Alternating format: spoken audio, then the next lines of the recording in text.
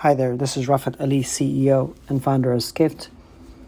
In my role as the chief dot connector at Skift, has been my role pretty much throughout my life as a journalist. I figured I'll connect the dots across all the developments that have happened in the last week and potential short-term and long-term implications for the travel industry of the war going on in Russia and in Ukraine region, Russia's invasion of Ukraine. It is coming as the travel industry is coming out of the pandemic, so it's a bit of a case of, from the fire onto the frying pan, or from the frying pan into the fire in this case, probably. The short-term implications are playing out in front of us. The airspace is closed. Tourism outflows have obviously stopped. The bigger effect is obviously chilling effect in general, just when the travel industry is coming back or coming out of the pandemic. By all indications, in for a big recovery in 2022. In many cases, domestic tourism in many countries, including US, is back to 2019, if not exceeding. Companies like Airbnb and others are showing record revenue numbers and profits in the past earnings season. So just when the industry is coming back, Asia is just beginning to open up finally after being shut for most part for international travel for the last 2 years. And so this is coming just as the industry is coming out. The bookings for summer have been looking very good all across the ecosystem. So in general, this will have a chilling effect. Consumer confidence, as we've seen in travel, is very much dependent on what's happening geopolitically. The pandemic has proven that travel is a geopolitical center of the world, and is used as such by all the players, politicians, leaders, local authorities, to manipulate as they see fit based on the needs of what they have. And certainly this is the case with this conflict that for now is contained in a region, but obviously has worldwide implications. So the big chilling effect we'll probably see for the short term depends on how that plays out until summer, because summer obviously is the big hope for the travel industry. We're already seeing some cancellations for tour operator companies for the summer, but it's still too early to tell. So let's run through some of the sectors: tourism, airlines, hotels, tour companies, cruises, and see what the implications are. I'm going to put all of this, all the reporting and all the news that's out there in this one podcast. And so the biggest immediate effect is in the airline sector. Obviously, just over this weekend, a lot of the airspace in Europe and around the world is being closed to Russian flights, Russian companies. Russia has done vice versa, but that obviously has also had an effect on ability of airlines to be able to cross over from Europe to Asia using the Russian airspace. The amount of time that these flights take are just going to be longer. There are companies like Finnair that came out actually this morning saying that 60% of the business is gone overnight because a lot of their role, which is connecting Europe, North America, and Europe over to Asia via these routes over Russia, are effectively shut, and so they don't see a way to route around that. And will just take the financial hit. IAG, which owns British Airways and other European airlines, has come out with some version of that warning as well. U.S. airlines have less exposure in general today, but let's see if that expands.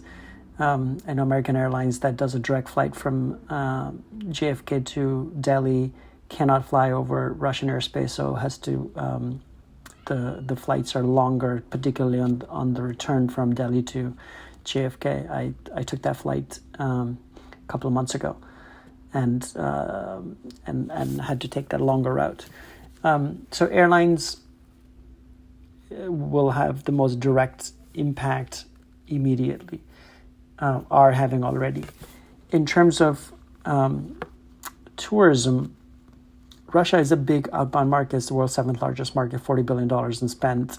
Bernstein came out with a note this morning outlining some of the effects on the tourism side.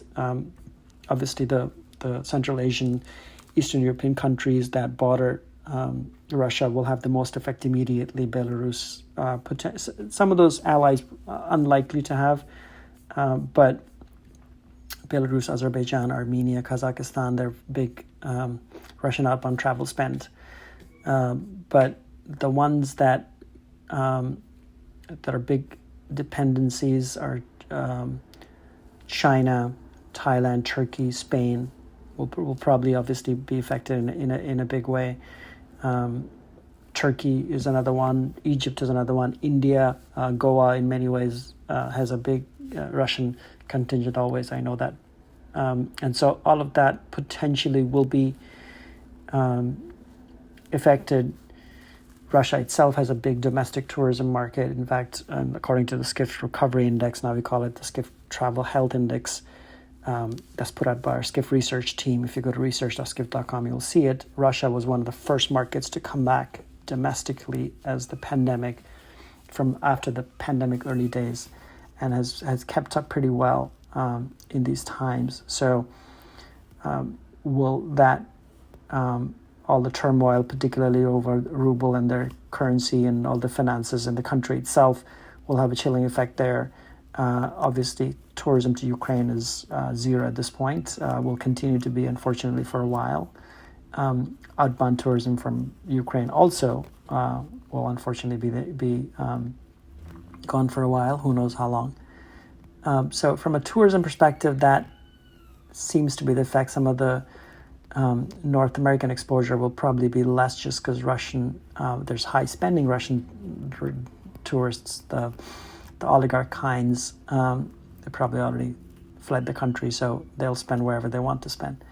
So that's from a tourism perspective. From a hotel perspective, it seems like Accor has the most exposure as being the European heavyweight in the region. So they have about 56 hotels in Russia. They have 6 hotels in Ukraine. In general, across Eastern Europe, they have 214 hotels. So they seem to be the most affected. Still a much smaller part. Sebastian Bazin, the CEO of Accor, said in the earnings call last week that it's about 1% of their network, but it's still going to have an effect and could potentially expand. Marriott has about 20. Radisson has about 31 hotels in Russia. They have about 5 hotels in Ukraine. Marriott has about 28 hotels in Russia. So those will be affected immediately. The one thing we're seeing on the hospitality side is the hotel companies rallying. We just did a story earlier today about hotel and hostels are creating an open directory of beds in the neighboring countries to assist all the refugees that are coming out of Ukraine. Airbnb today announced this morning a big, I think 100,000 rooms is what they're saying they will open up for free to anybody all the refugees coming out of Ukraine. So that's very good to see. So from a hotel perspective, that's what seems to be the effect so far. On the tour operator side, Russia from an inbound tourism perspective is not a huge market. It's according to Euromonitor is about 40 billion. So and it looks like many of the tour operators have stopped their tours. Globus announced a bunch of closures. Rick Steves announced a closure of his tour to Russia. Obviously, Ukraine is off the map for now. So we feel like that will continue to happen. And then on the cruise line side, many of the cruises have, Norwegian cruise lines have canceled their calls at St. Petersburg in Russia for the rest of the year. So we'll continue to see, obviously, the the cruise lines avoid that region, Eastern Europe, particularly, overall, and so so that will happen. I saw this stat which I thought was quite interesting. We did a story when we did a story last year on Russia's recovery. About 19 to 20% of overall airport lounge patrons are Russian patrons, according to Collinson, a number that they gave us, and which I thought was very interesting. So certainly this will affect airport lounges as well. The last thing I'll say is that we did a story over the weekend on the world's largest tour operator, TUI. That the headline was, the world's largest tour operator, TUI, has a Russian oligarch problem. So that's the oligarch Alexei Mordashov, who's is a pro-Putin oligarch. He holds 34% of TUI Group's voting power, and is also on the supervisory board. And so it looks like EU now is discussing sanctions against him.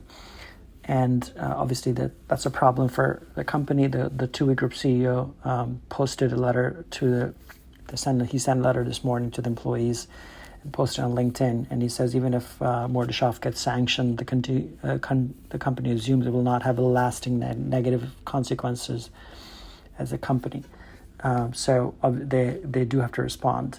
I would assume that any other travel company that has Russian investment, even if they're large companies or startups in the space, and there was a time 10 years ago when a bunch of Russian investors were investing in a bunch of startups, they will get questions on it, and so we'll continue to obviously watch that and cover that as Skift. So all in all, general senses for now, the effect is contained, immediate in the region, and these immediate effects are small compared to the larger revenue earning powers of these larger companies. Obviously, if the chilling effect is the bigger issue, in general, people get turned off or get distracted or are dour about the economic prospects of the world in case this conflict continues on. That's going to have a bigger effect on travel. So we'll continue to watch it. Please continue to read Skift. Go to skift.com/news, and you'll continue to see the news that we will continue to cover on a daily basis. That has all the implications that will follow. All right, thank you.